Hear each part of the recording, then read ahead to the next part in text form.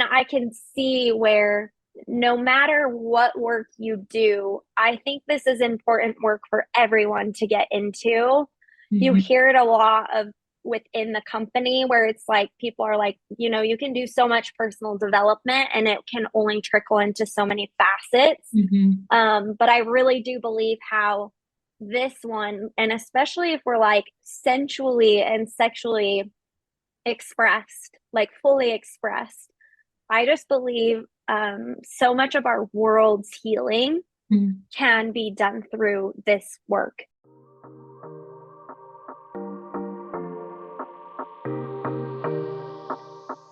I'm Rachel, and you're listening to the Owning Your Sexual Self podcast.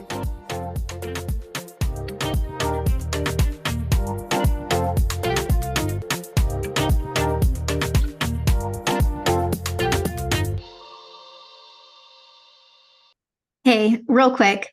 Are you a woman that is looking to connect with yourself, embrace your power, and reclaim your truth? If the answer is yes, then I have the perfect experience for you. If you haven't yet heard, I am hosting my first ever women's retreat in Tampa, Florida in October this year. October 12th through the 15th. You can join me in the beautiful Tampa area. Really great, especially if you're a Michigander, to get away from this winter weather and enjoy some sunshine. And this is specifically for those that are wanting to really honor your journey, embrace your uniqueness, and help you reclaim your confidence. The HER in the HER retreat stands for honor, embrace, and reclaim. And that's what we're doing. Our retreat is going to be a safe space for women to really come together, get that in-person camaraderie with each other, that womanhood, that sisterhood, share your stories, and grow in a supportive community. This is going to be a sensual girls weekend. I have so many fun, juicy activities planned for us. You are going to learn more about your sensuality, and you're going to feel safe and supported to be able to connect deeper with your woman within and really let her unleash on this weekend and thereafter. So, whether you're seeking something that is for healing, personal growth, or simply just break from your everyday routine, the HER retreat has literally something for everyone. So, take this as an opportunity to really prioritize your self-care and invest in your own well-being.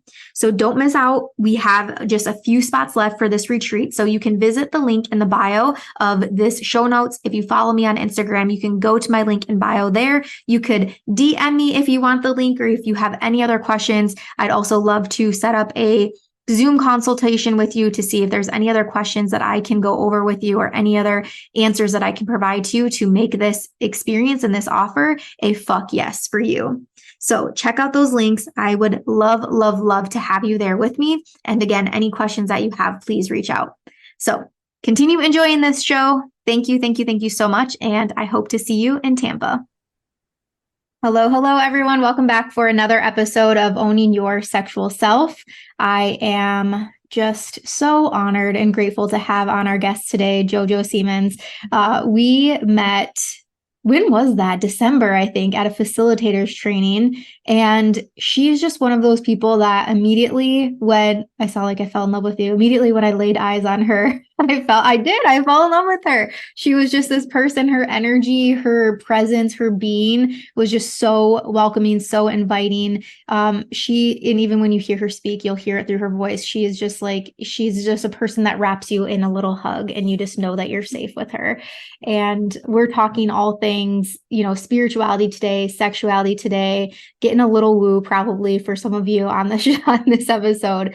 But let me read her bio real quick, and then I'll let her jump in and share a little bit about her. But JoJo is a Reiki master. She's an embodiment coach and an intimacy coach, as well as a sound practitioner. And she loves teaching and serving her community through sharing heart-led messages, which we'll get a little dabble of that today too. I'm excited. Reiki, and then guiding others through integrating each moment of their lives. So welcome, JoJo, to the show. I'm so happy to have you. Yay! insert soundboard. Just kidding. I Pew, pew, always pew, envision like a, pew. yeah.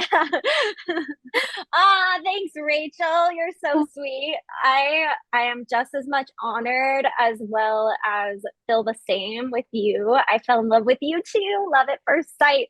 Um, no, you are just as caring, and I receive every reflection you gave me. So thank you, thank Mhm. you. Thanks for Yeah. having me.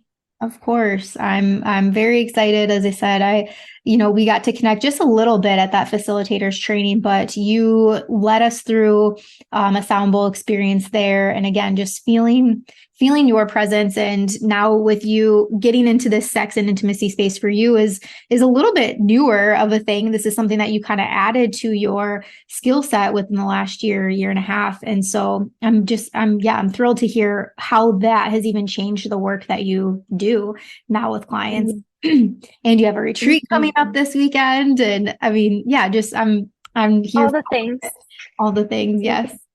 So Yay. tell us, yeah, Jojo, like tell us for you how wherever you want to start in your timeline, little JoJo, teenage JoJo, adult JoJo, like what kind of life have you lived and how did you even get into this work? Honestly, I mean, it's our whole life is a journey, right? To get us to where we are. So it's all been like step after step. But I was thinking about like, what would my biggest message be to share in regards to my journey? And it's really been overcoming the dark nights of the soul. And what that means to me is like the more shadowy aspects of the human experience, right? Like, even whether we talk about like death and loss, or just what life to me has to offer us is death and rebirth. It's the cycle of it all. And so it's honoring it all. And so my path has gotten me here, really spiritually, just because I grew up in a really conflicting religious home. My mom's side was Catholic and my dad's side was LDS. Um, Basically, anything I was taught was to be like, be a good girl, stay within these rules, these guidelines. And I never really got to question, like, who am I? What do I desire outside of what anyone's given me, whether it was, my physical parents, my bloodline family, or teachers, mentors, anyone coming into my life. So for me, it was like this reclaiming my power and my sovereignty, which was my sexual power, because I was sexually abused growing up.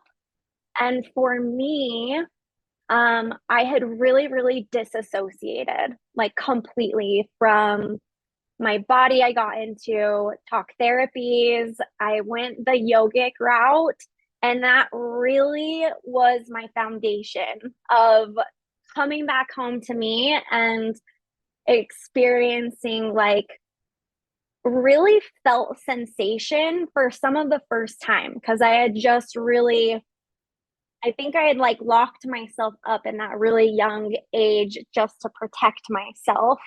And so a lot of my adolescence or adulthood or growing up has been like working with and calling all these aspects home to grow into womanhood, to go from maiden to mother, and Mm. then even to call in all archetypes, right? To embody that. And so it's interesting. It all just has like melted into this really juicy, what I call my sacred work.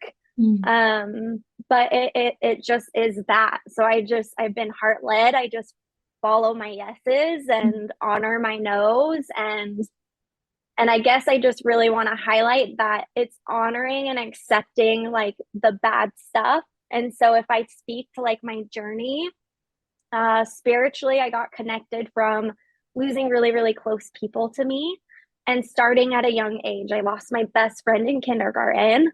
And then it was rapid, and I just lost a lot of people. And so love to me even was connected to loss. So when I talk about like reclaiming, it's reclaiming unconditional love, whether it's for myself or for another that I'm connecting to. And that's why, I mean, I hope and I love and I get cold chills about even the idea that you can reflect to me, that you feel like I'm a hug when I'm with you. That to me is, that's my sacred work. That's my sacred why. Like, that's why I show up. But it doesn't mean that it doesn't come with strife or the rough bits. Like I've chosen all of that too. I've met my edges along the way. I've chosen the hard way a lot. I've gotten divorced really young. I decided to come out as bisexual to a very religious family that I thought was not going to accept me, and they fully did. And like getting to unpack that, and you know, you lose people, but you also, you gain, at the bare minimum, you grow. And that's been my commitment, even though it's not always like light and bright and airy. And it's also never completely finished. Like the journey doesn't end, it's forever. So yeah, I hope I answered your question. Beautifully. And the word surrender keeps coming up for me in hearing you speak, the just surrendering to the process, surrendering to the path, the journey, whatever you want to call it. And I love that you shared, you know, there was even the shadow sides of this. I think oftentimes when people think spirituality, they think it is the woo, it is the, you know, the sound baths and the meditations and all of that. And, you know, manifesting even, I think, would come up for some people, but it is working through and surrendering through the hard shit and the hard parts of our life. And it's not really, I believe, until you do that work and face the noise sort of in that way, that growth truly happens for yourself. And I was somebody for the longest time, like I felt, oh, I don't really have shit. I don't have baggage. Like my life has been great so far. And then one day it was like shit hit the fan. I then look back at my life. I'm like, wow, I've actually endured like some crazy shit in my life that I just brushed under the rug for so long. And it wasn't until same thing, I started unpacking this, questioning who am I? Same thing in regards to sexuality. Who do I want to be in life? And what is authentic to me? And yeah, again, just working through some of those past experiences that, yeah, I am now the woman that I am today, and continuing to work on that woman is just as you are, you know, it's the journey never ends. Yeah, well, and within that shadow, there's always the gift too. So it always feels like the illumination, like how do I turn the light on in this really dark part of me? And that's where it intricately weaves for me with the women's work that I do. And it goes beyond, to me, sex. I'm starting to detach from saying I'm a women's coach, just because I serve women, yes. And I am very fluid. I do not confine myself to black and white or male or female. And I have a partner that really has pushed me and urged me to honor that part of myself as well as themselves. And so, you know, that can look like a whole other conversation. But for us, it's really just, again, it's honoring all parts of ourselves. I think there's like so much repression in this world, or suppression, where it's just like, what are we suppressing that we're not integrating? Like for me, I always say I'm kind of, my mom's a dragon and I'm her baby dragon. And like I spit fire as well. And so my desire is to learn from her, because she's my greatest teacher, and be able to use fire as a tool and integrate it instead of suppress it and wish it not to be me. And that's like some of the passionate, you know, really purposeful, creative parts of self that, so in the women's work that I do, I ask women to just integrate all parts of themselves. Like, let's look at everything, all things, right? Whether it's like, ooh, I have shit or I don't, we're going there. And we're going to love each other through it, because I'm not going to judge you. And I also hope that that can start to change your own judgment of self. Yeah. So that's the work I'm committed to with it. So, Mhm. And you mentioned the female archetypes or feminine archetypes. You mentioned like maiden to mother. And I'm curious how, because my upcoming retreat, I've been talking a lot about archetypes on the podcast lately because that's a huge part of the retreat. And I'm curious mm, if you can speak a little bit on how archetype work has shown up in your life and how it's been a part of your journey. yeah. So, archetypes, I mean, for me as a woman, I think on my own path, like I had spoke to, it's like maiden to mother. And in the process of my divorce, I think I had really detached from my desire of becoming a mom. And then fast forward to donating eggs and to a really good friend of mine and seeing a baby that is connected to me um, really healed a lot for me in my redesiring. And so I felt like it was this full circle growing into motherhood because of the boxing that I talked about that I did with myself. I desired so badly. My inner conversation was, I am an adult. I desire for everyone around me to treat me like an adult, but yet I was stuck in such adolescence, innocence. It was purity and it was beautiful and it was maidenhood. So Mhm. it was what it needed to be. And now as I transition into motherhood and even my partner and I are getting eloped in October and we're having babies next spring and all the things. So as I'm preparing to call in even building this family, um, it's been really beautiful to soak in what archetypes have to bring, or when we speak to like illumination, we're illuminating it, what we desire. Mhm. So I guess to answer your question, like another way it's popped up for me was this spring. I was looking at my friendship values and I was really recommitting to like what it was that I desired and really what was being illuminated in funny ways, right? Too, it can show up and present like a trigger. It can be jealousy. So, and that's the shadow aspect, but that's where it's like integrate it, play with it. um so for me, what I got to work with archetypes with that within friendships was I got to step up into a leadership role of how I desired to lead instead of being in this like victimization of this like, oh, pity me, I don't have what I desire, and switching it. And so I think another thing I'd love to relate, because I'm betting you haven't touched on it yet, but um a reflection in teaching archetypes that I've had with a lot of clients, and the idea of anything being able to be an archetype. So essentially, like my mug right here could be the archetype of the day because it's like, and like what qualities does this mug have, right? Like it's physically strong. It's still, if I put it down, like I'm the innate feminine, like moving it.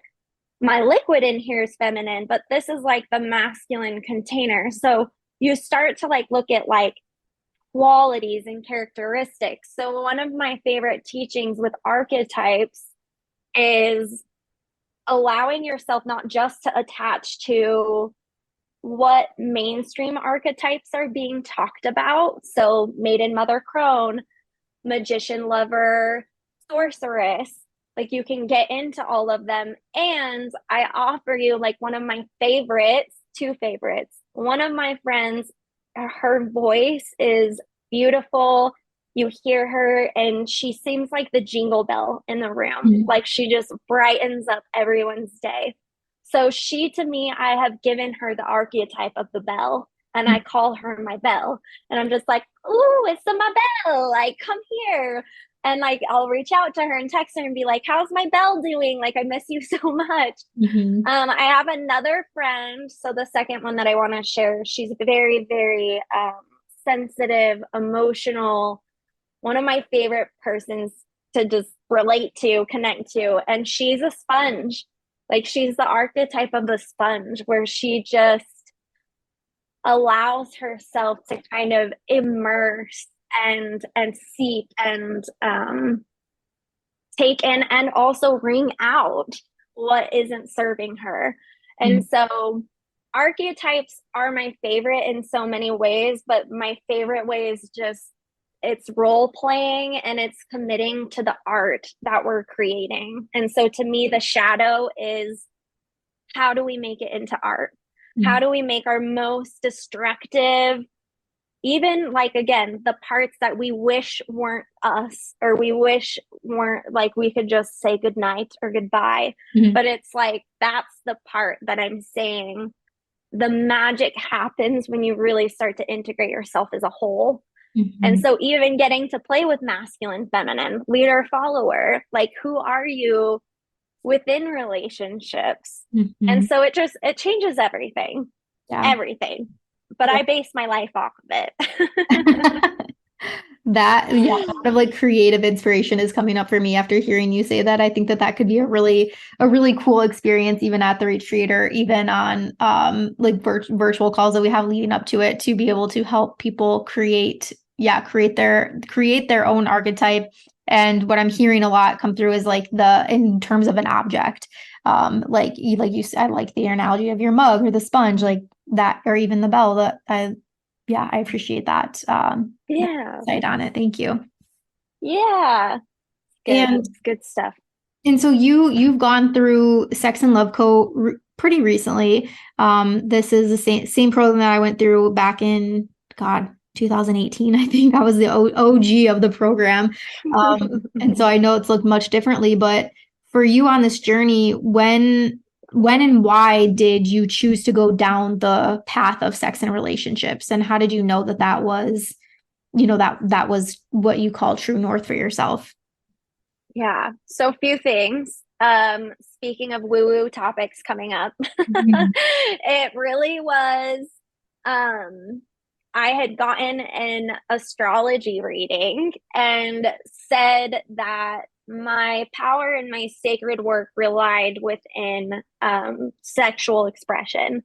And I mean, I have always been an innate sexual being. I kind of almost believe personally, like to an extent, we all are. And that's not to put anyone in a box, but it's just like human chemistry to desire affection and love and admiration and all the things that you get from it.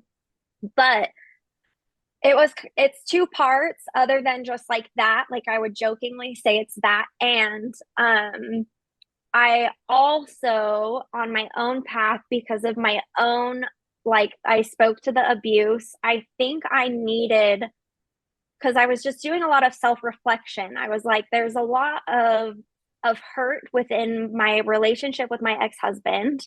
There was a lot of like disassociation for me within, I think, the abuse, and then just like kind of deepening the abusive cycle of disassociation. So I think I've spoke to this on other podcasts, but I would have sex, whether it was like disassociation through drinking, so abuse, like substance abuse, or if it was like actual physical disassociation where it was like eyes closed, I wanted lights off, I had body image stuff. I couldn't, at one point in time, I didn't even like,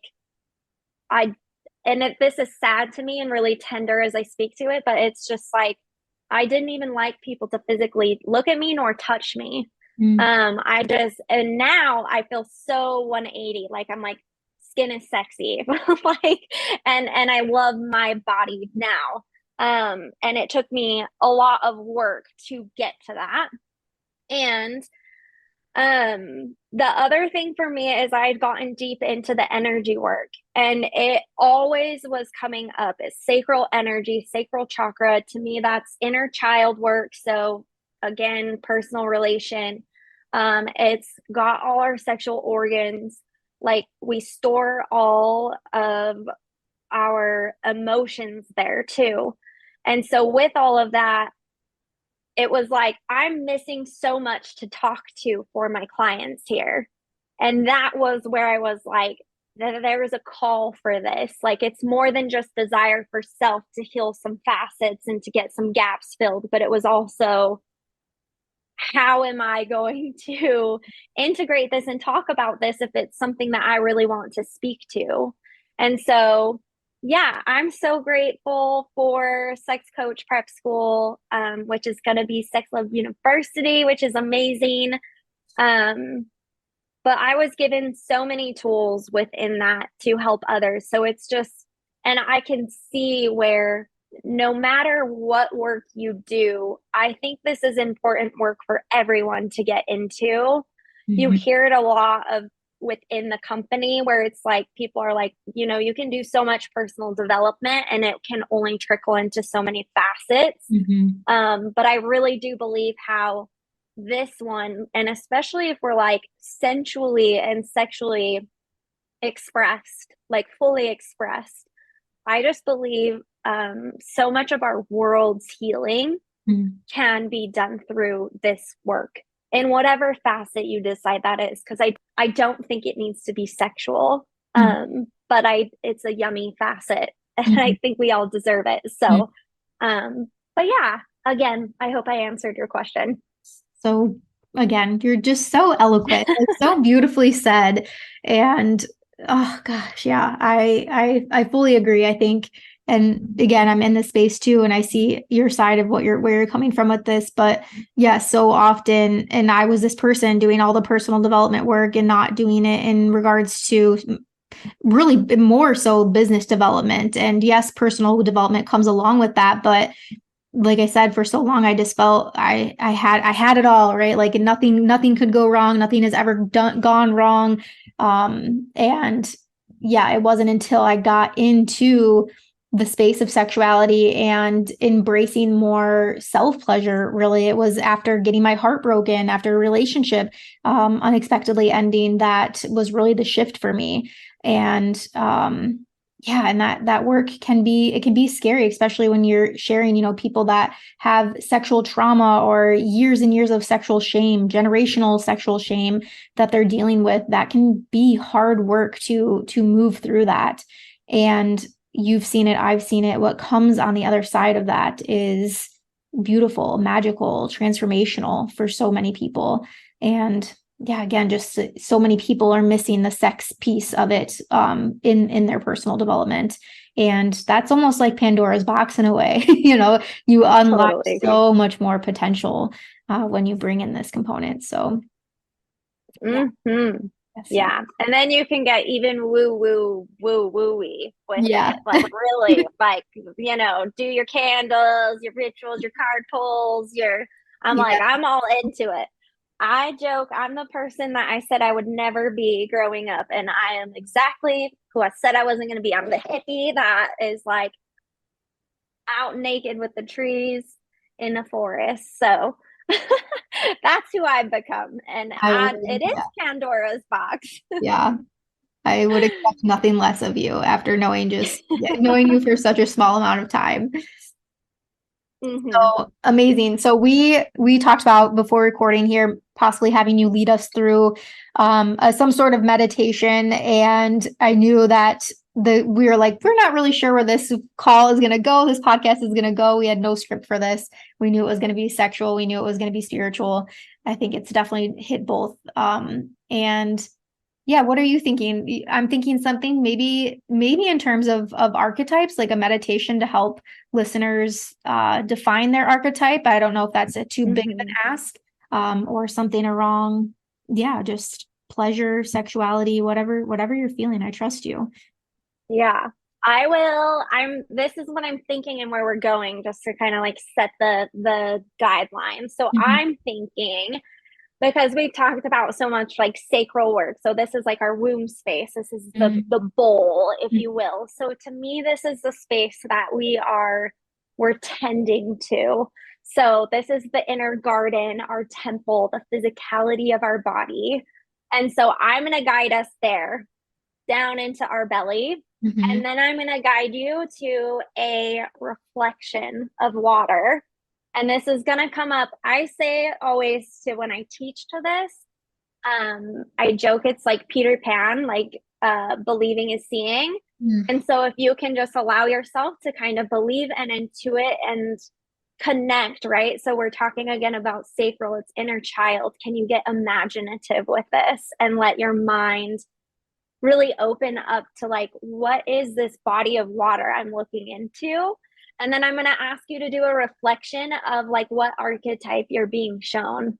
So, Mm. what maybe, whether it's what you are now, I just say set your intention at the beginning and get clear on what it is you want to see the reflection of. Mhm. So, I think another thing that's coming through, if it's what if it's an archetype that you wish to grow into? Mm. So then you can start pulling into some different characteristics of how to embody and play with that. So Yeah. that's kind of my intuitive hit on it. I love it. And I'll do some music in the background for us. Is that okay? Yes, that is perfect. Thank you. Some good meditation style music. All right. And Yeah. I would like to close my eyes throughout this and to be able to participate as you're guiding through this. Yes, please. Yes. I mean, I'll probably be immersed in it as well. All righty, friends. So we are just going to do a few disclaimers before this meditation. And for me, for one, I just say we've talked a lot about, setting the tone and calling in an intention for this meditation. So if you're driving, preferably you pause and do this at a later time when you can actually take the time to integrate and sit with this meditation.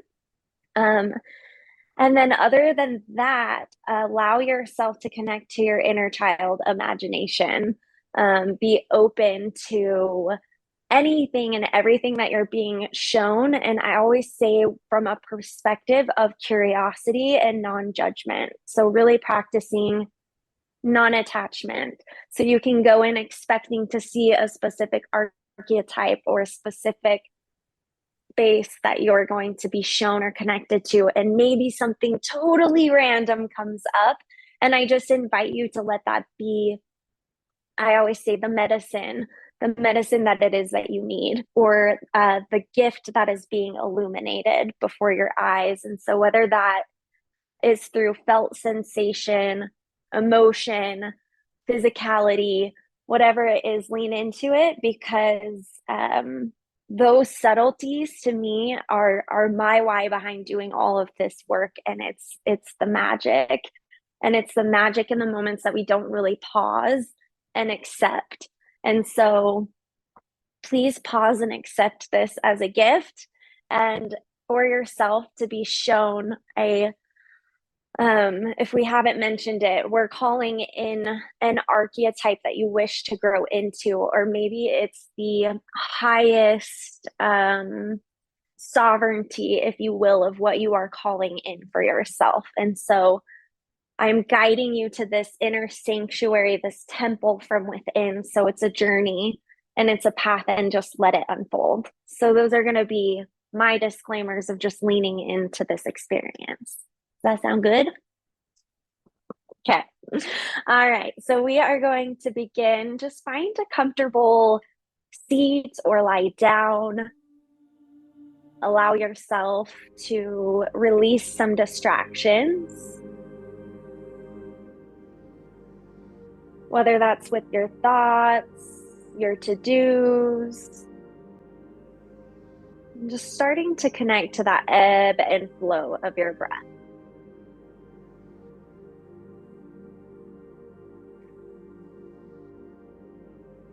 Inhaling through your nose. Open mouth, exhale, letting it go. Few more just like this, nice and deep.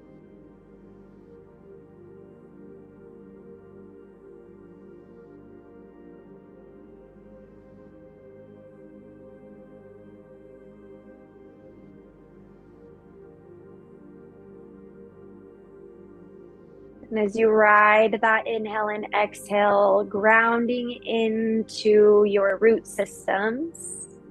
So envisioning roots growing from your body, maybe your heart, maybe your hips, maybe the soles of your feet. And allowing with every single breath that root system to grow stronger and deeper to the center of the earth.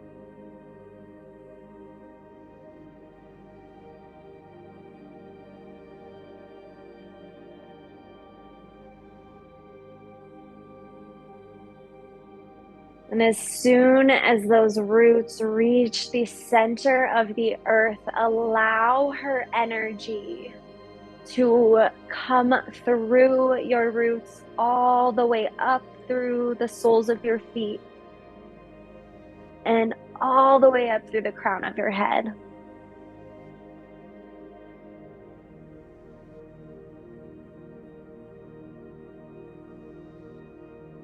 And as that crown starts to open, gathering that transcendent energy to call in that sky energy, the source energy, the one that says that we are all connected.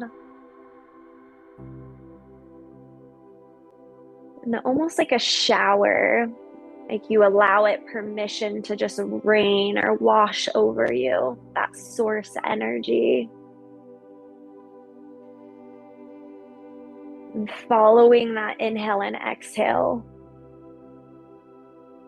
360 around your body, up and down.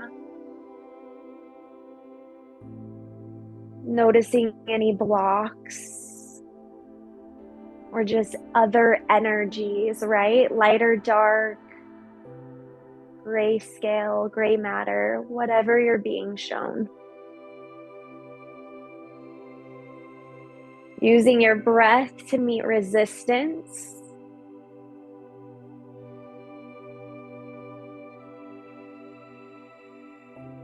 And as we deepen this breath, we truly deepen into body and into heart. So I want you to start to connect to your heart.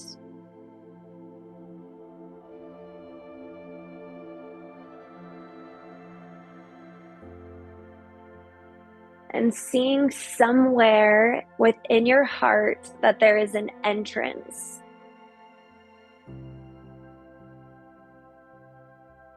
Meeting this opening, seeing a doorway, a connection to get past any armor or shields of protection.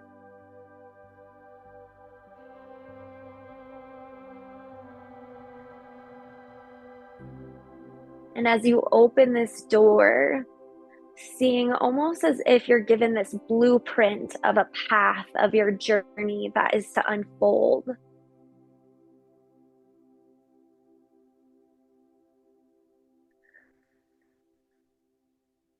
Taking baby steps, one step at a time, almost as if you're being called closer and closer to yourself, to home, to gathering all aspects of yourself to oneness.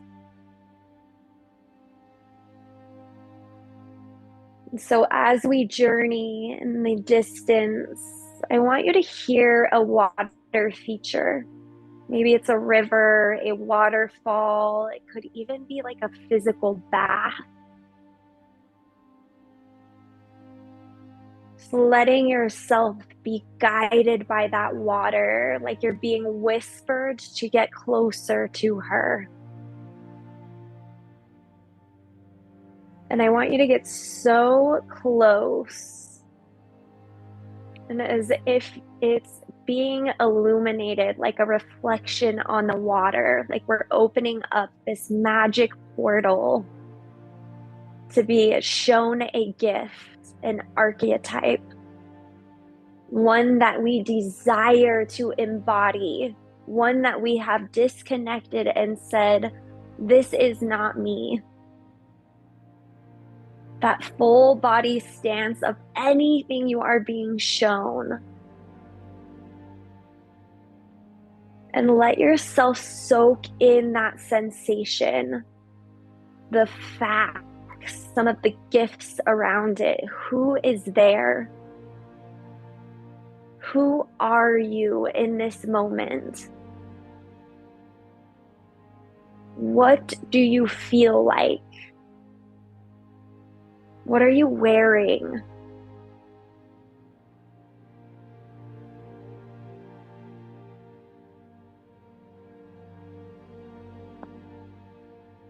Can you let that seep in with every breath you take? Every inhale and exhale, just letting your cellular body awaken to this vision, this one facet of self that we are calling in.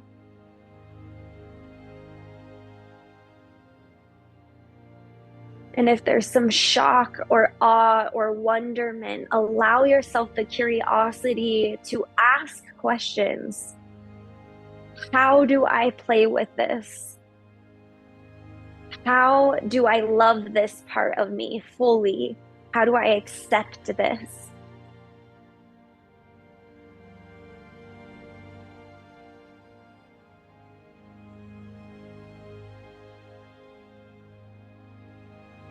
Just allowing that reflection to penetrate your hearts in the softest of ways, like a hug, like a hold.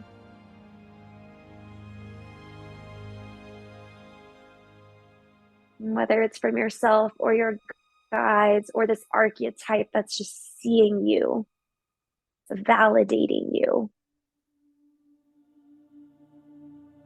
I want you to take a few deep breaths for this vision, this reflection, this calling in, this manifestation. Just kind of allow that nervous system with each breath to relax into this vision.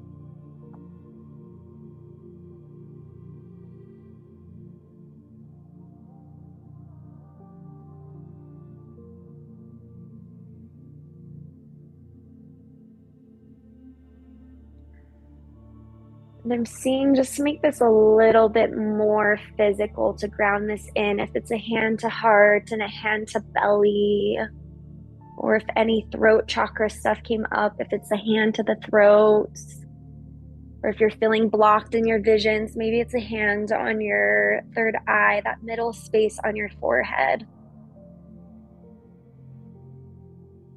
Or maybe it's a palm to the earth, just a grounding, a surrendering to her. If it's an emotional release, can you hand it over? And just taking 3 deep breaths, nice and soft, inhaling through your nose. And just taking whatever exhale suiting you, whether that's open mouth. You can seal your lips if you're trying to create a little bit of heat, fire elements.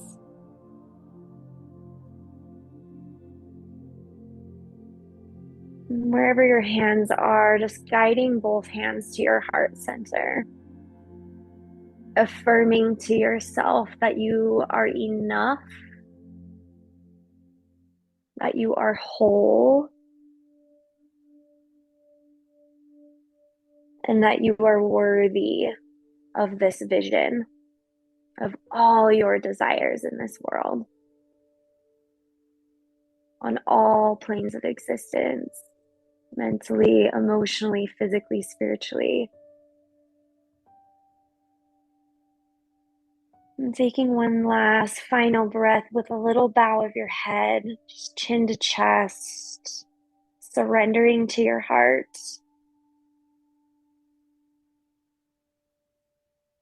Allowing yourself to be moved by your breath.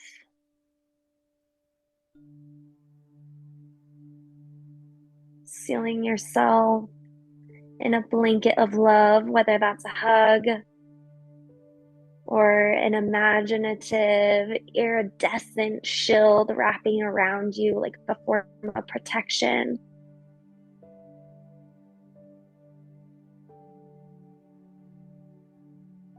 Last inhale.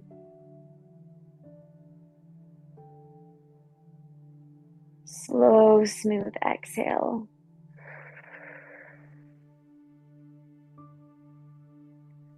Allowing yourself space before rapidly opening eyes or any rapid movement, just being tender.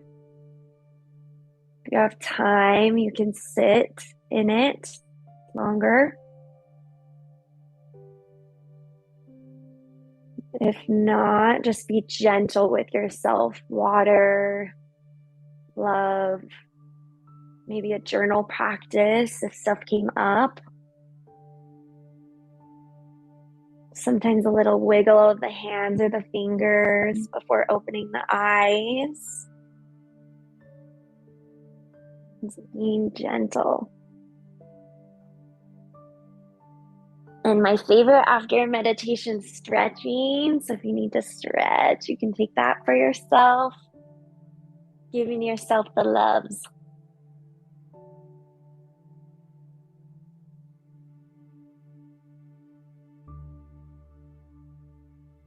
Mm. Yay. Thank you, JoJo. That was amazing. Yeah, thank you. Thanks for letting me do that for you. Absolutely. Yeah. I kept seeing myself. I like the water, and I feel like I kept seeing leaves. Yeah. And yeah, like seeing myself like speaking, like in a crowd. Like, so I'm like thinking like, okay, like queen energy was coming through for that queen archetype. Yeah, it was interesting. I love it. Very I love it. interesting. Yeah. Yeah, it's always so interesting to me what comes up. But even, you can look into symbolism, right? So you said leaves. We talked about death and rebirth. Mm-hmm. We're coming into fall, like we're Mm-hmm. releasing stuff. There's all so much symbology, and I call it the language of the universe. And Mm. so it's just like, are you willing to listen? Yeah. Listen to that language of the universe. Yeah. Yeah, and taking us back to the death and the rebirth, that death doesn't necessarily mean a bad thing. Like death is, yeah, and I remember going to several tarot readings in the last couple years. Last 2 years is really just when I've been in this, and this shit is what I call like a lot of healing, a lot of shadow work, a lot of just uncomfortableness. And I remember seeing that death card for the first time, and then it kept coming up in readings. I'm like, what the hell? Like when am I going to get out of this? Like when is it going to be over? Why death card, tower card? I'm like, why is this happening to me? Like, why me? And just sitting in that misery. And then you shift from that to the why not me? And this is happening for me, not to me.